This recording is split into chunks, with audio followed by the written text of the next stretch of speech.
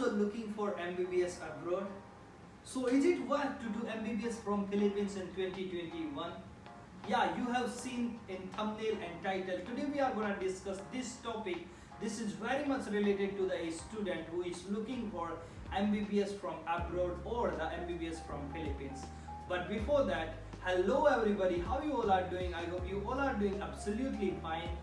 Welcome back to my channel Medicos My Lifestyle. This is Mohit.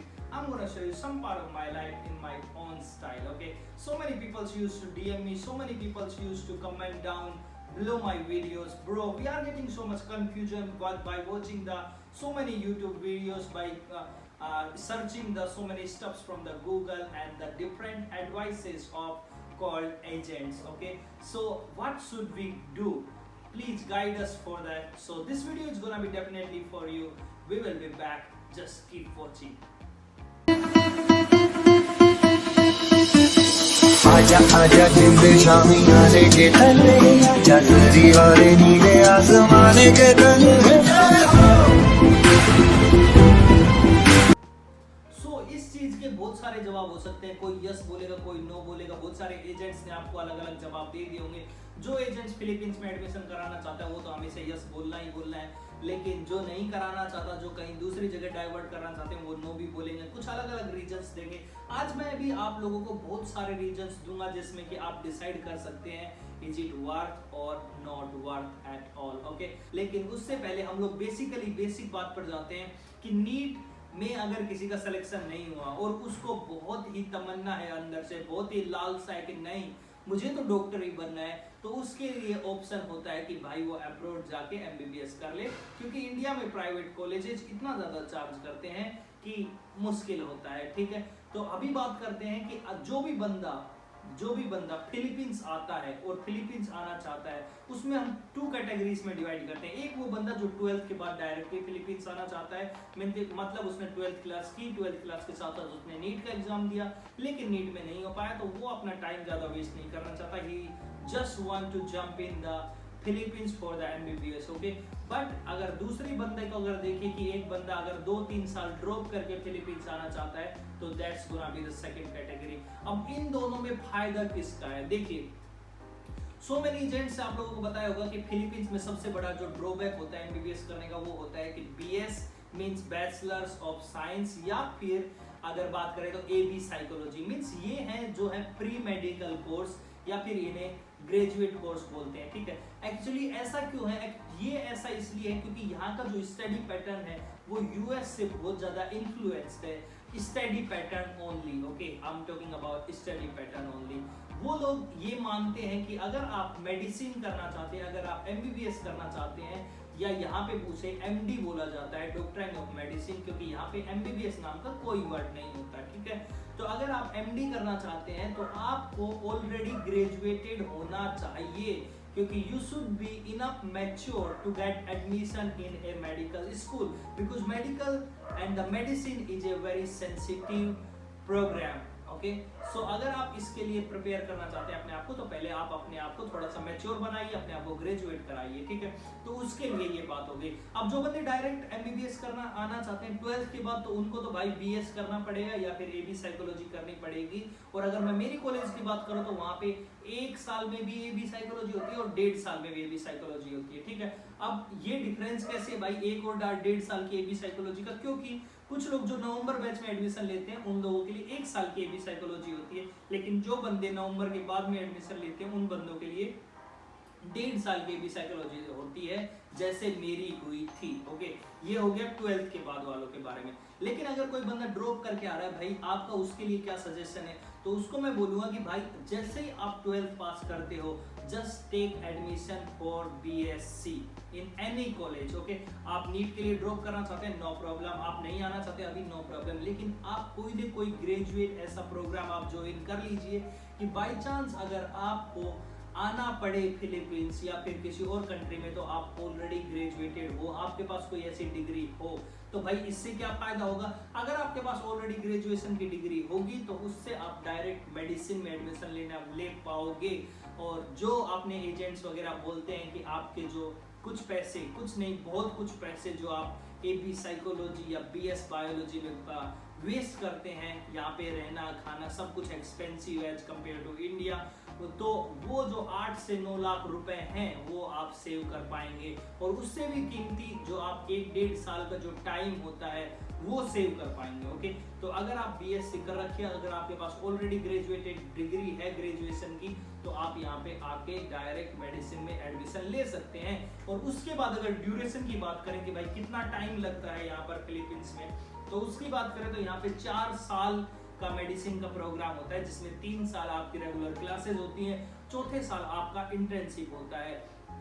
अभी कुछ rules कुछ change हुए हैं। पहले क्या था कि जो यहाँ फिलीपींस का जो इंटर्नशिप था वो हर एक स्टेट में इंडिया में एप्लीकेबल था, ठीक है, कि यहाँ से आप जाके डायरेक्ट इंडिया में काम कर सकते हैं after just completing your board exams and all. Okay, board exams I mean कि जो आपका FMG होने वाला था या फिर नेक्स्ट होने वाला है, वो आप कंप्लीट करने के बाद आपको इंटर्नशिप करने की कोई जरूरत नहीं थी। लेकिन अभी कुछ स्टेट्स में ये सब एप्लीकेबल नहीं है, ठीक है, तो आप वो भी देख लीजिएगा, वो भी चेक कर लीजिएगा, अपने एजेंट से पूछ लीजिएगा कि क्या मेरे स्टेट में एप्लीकेबल है इंटर्नशिप फ्रॉम फिलीपींस, क्या मुझे दोबारा आके यहाँ पे इंटर्नशिप तो नहीं करनी पड़ेगी।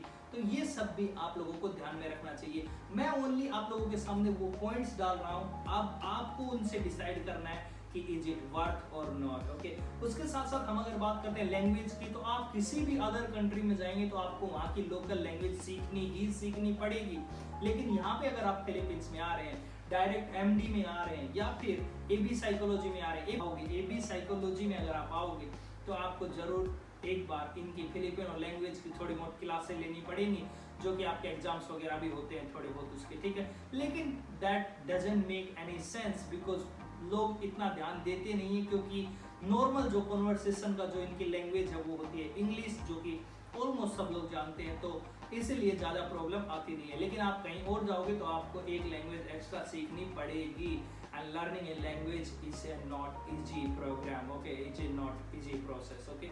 so ये बात हो गई इस लैंग्वेज के बारे में। उसके बाद ड्यूरेशन के बारे में मैंने आपसे बात करी। अफोर्डेबिलिटी के बारे में अगर बात करूँ, सस्ता पड़ेगा महंगा पड़ेगा as compare to other countries की अगर बात करूँ तो उनसे तो महंगा ही पड़ेगा फिलीपींस में, लेकिन वर्थ है, इसकी महंगाई की वर्थ है, क्योंकि यहाँ पे जो एग्जाम्स वगैरह होते हैं, जो टीचिंग वगैरह होती है, जो फैसिलिटीज वगैरह प्रोवाइड की जाती हैं, तो वो सब वर्थ हैं उस प्राइस में। ओके, तो थोड़ा सा महंगा पड़ेगा as compare to other countries, but हाँ इतना अफोर्डेबल है कि हाँ इंडिया से तो बहुत सस्ता पड़ेगा, क्योंकि इंडिया में तो भैया 80 लाख 90 लाख का तो करोड़ों तक जाती है MBBS करना प्राइवेट कॉलेजेस से। ओके, सो ये हो गई बात अफोर्डेबिलिटी की। नेक्स्ट पॉइंट पे चलते हैं कि भाई यहाँ का डिजीज पैटर्न बिल्कुल सेम है एज कम्पेयर टू इंडिया। क्यों? क्योंकि ये भी एशिया में आता है, इंडिया भी एशिया में आता है, ठीक है। ये इंडिया के आसपास की कंट्री है, ठीक है, आसपास ऑलमोस्ट आसपास, ठीक है। तो वैसी ही डिजीज इंडिया में होती है ऑलमोस्ट, और वैसी ही डिजीज यहाँ पे होती है। तो यहाँ पे जो आपको डिजीज का जो पैटर्न देखने को मिलेगा, अगर आप दूसरे कॉन्टिनेंट में जाते हैं, जैसे कि आप अमेरिका गए या फिर आप रशिया गए, तो आप दूसरे कॉन्टिनेंट में जाएंगे, वहाँ पे अलग तरीके की बीमारियां मिलेंगी। लेकिन अगर आप फिलीपींस में आते हैं तो यहाँ पे ऑलमोस्ट सेम अपने इंडिया जैसी बीमारियां मिलेंगी। वेदर की अगर बात करो तो वेदर यहाँ का बड़ा स्टेबल है, मतलब कि लगभग इनका टेम्परेचर, और अगर बात करूँ यहाँ पे 2 ही तरीके के वेदर होते हैं, या तो रेनी सीजन या फिर समर सीजन, ठीक है। यहाँ पे विंटर सीजन नहीं होता है, ठीक है। तो इंडिया में अगर कंपेयर करें तो इंडिया में भी ऑलमोस्ट ऐसा ही वेदर होता है। हाँ, समर जो विंटर सीजन होता है वो भी होता है, तो you are gonna miss winter if you are coming here. Okay, अभी थोड़े से स्पेसिफिक बात करते हैं कि 2021 में अभी क्या चल रहा है। अभी चल रहा है भाई ऑनलाइन क्लासेस, ठीक है। अगर कोई बच्चा डायरेक्ट 12th के बाद आता है तो वो 1.5 साल का अगर मैक्सिमम अपन प्रोग्राम माने AB साइकोलॉजी, तो वो ऑनलाइन इंडिया से ही कर सकता है। ओके, और ऑनलाइन इंडिया से करने के बाद अगर मान लो उसके 1.5 साल बाद ये सब खुल जाता है, ओपन हो जाती है एयरलाइंस वगैरह, तो then he can jump in the Philippines, और वो आके अपनी रेगुलर जो MD की स्टडीज है वो पूरी कर सकते हैं। तो आपका टाइम सेव हो सकता है जो आप इंडिया बैठे हुए वेस्ट कर रहे हैं, ठीक है। उसके साथ साथ आपकी मनी भी सेव हो सकती है, क्योंकि यहाँ पे आने का जो अकोमोडेशन का जो खर्चा है वो पूरा आप सेव कर सकते हो। ओके, ओनली आपकी फीस वगैरह होगी वो तो आपको पे करनी ही पड़ेगी, ठीक है। Online offline that doesn't matter for them. Okay, तो ये लोग कोई ऐसा डिस्काउंट नहीं दे रहे हैं कि ऑनलाइन है तो डिस्काउंट दे दिया है, ठीक है। तो वो होगी पहली बात। दूसरी चीज, अगर कोई बंदा बीएससी करके डायरेक्ट आना चाहता है तो वो भी एडमिशन ले सकता है ऑनलाइन, लेकिन उसके लिए थोड़ा सा घाटा होगा क्योंकि ऑनलाइन और ऑफलाइन क्लासेस में आपको तो पता ही अंतर होता है। लेकिन अगर आप टाइम वेस्ट नहीं करना चाहते अपना, अगर आप चाहते हैं कि नहीं यार अभी मुझे कर लेना चाहिए, टाइम ज़्यादा खराब हो गया ऑलरेडी क्योंकि आप ऑलरेडी ग्रेजुएटेड हैं, तो अगर आप इतना टाइम ऑलरेडी वेस्ट कर चुके हैं तो अब आप नहीं करना चाहते तो आप भी एडमिशन ले सकते हैं, लेकिन वो ऑनलाइन क्लासेस होगी। अब आप डिसाइड करिए कि ये वर्थ है या नहीं है इन 2021 एडमिशन लेना। ओके, उसके साथ साथ पैसे आपके उतने ही लगने, जितने ऑफलाइन में लगने थे उतने ही ऑनलाइन में लगने। अगर मैं ओनली अकोमोडेशन का खर्चा छोड़ दूं तो ठीक है, ये नहीं लगेगा आपको क्योंकि आप घर में रहोगे तो क्या ही लगना है, समझ रहे हो। तो ये बात हो गई 2021 में क्या कुछ करना है क्या कुछ नहीं करना है। एक और मुद्दा आता है, जब भी कोई भी एजेंट बात करता है या बहुत सारे बंदे भी जो मैसेज करते हैं कि भैया एनमेट। मैं एनमेट के बारे में ऑलरेडी 2-3 वीडियोस बना चुका हूँ, आपको उसके बारे में डिस्क्रिप्शन में मिल जाएंगे सारे लिंक्स एनमेट के बारे में। उसके साथ साथ अगर स्पेशली बात करूँ जिन टॉपिक से पूछा जाता है कि एनमेट जरूरी है क्या, हाँ एनमेट जरूरी है। अगर मुझसे कोई पूछेगा तो मैं बोलूंगा हाँ एनमेट जरूरी है, लेकिन फिर कुछ लोग बोलेंगे ब्रो हमने तो सुना था कि एनमेट जरूरी नहीं है, हमारे कुछ एजेंट्स ने बोला है कि एनमेट के बिना भी एडमिशन हो जाता है या एनमेट ओनली अपीयर होने से भी एडमिशन हो जाता है। हाँ ये बात सही है, ये बात बहुत टाइम के लिए सही है क्योंकि मेरे भी क्लास में बहुत सारे स्टूडेंट हैं जिनका एनमेट अभी तक क्लियर नहीं है, but they are studying the MD program, means the medicine program. Okay, NMAT only एक एडमिशन टेस्ट है कि जिस तरीके से नीट होता है, लेकिन नीट और एनमेट में बहुत अंतर है। एक दिन बना दूंगा नीट और एनमेट के बारे में भी एक बार वीडियो बनाऊंगा जल्दी ही में। तो अगर बात करें तो दोनों अलग अलग चीजें हैं और एनमेट का एबी साइकोलॉजी से कोई लेना देना नहीं है, एनमेट का बीएस बायोलॉजी से कोई लेना देना नहीं है, ठीक है। एनमेट एक एडमिशन टेस्ट है कि आपको एमडी के लिए एप्लीकेबल है या नहीं, आपको एमडी में एडमिशन मिलेगा या नहीं। लेकिन उसके बावजूद भी कुछ जो यूनिवर्सिटीज हैं, जो ऑटोनोमस यूनिवर्सिटीज है, वो अपना एनमेट के बिना बेसिस पे भी, मतलब अगर आपने एक बार एनमेट अपीयर कर लिया उसके बाद भी एडमिशन दे देते हैं। लेकिन अगर मेरी पर्सनल राय कोई मांगे तो मैं तो यही बोलूंगा कि आप एनमेट क्लियर कर लीजिए क्योंकि that's a safer side for you guys. आपको किसी का भीख मांगने की जरूरत नहीं पड़ेगी एजेंट के सामने कि भैया मुझे प्लीज मेरा एनमेट नहीं हो, आप कुछ करा दीजिए, समझ रहे हो। तो ये सब बात होगी एनमेट के बारे में। तो एनमेट से इतना डरने वाली की बात नहीं है, एनमेट के बारे में बहुत सिंपल सी बातें, बहुत सिंपल सा एक जो इसका जो सिलेबस है वो आता है एनमेट में। तो उसके बाद आप लोगों को वो प्रिपेयर करना होता है 1-1.5 साल और फिर उसके बाद आप लोग एनमेट इजीली क्लियर कर सकते हैं। ओके, तो ये हो गई बात एनमेट के बारे में।